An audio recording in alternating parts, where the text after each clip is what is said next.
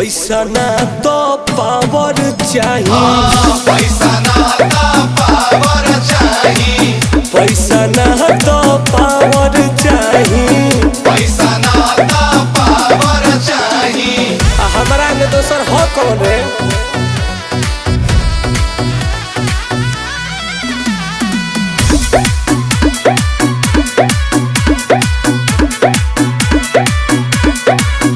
सब रुपये के तो खेल बाटे, रुपये से जेल बेल बाटे।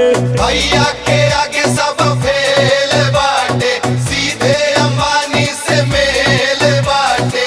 एकदम सही कहता।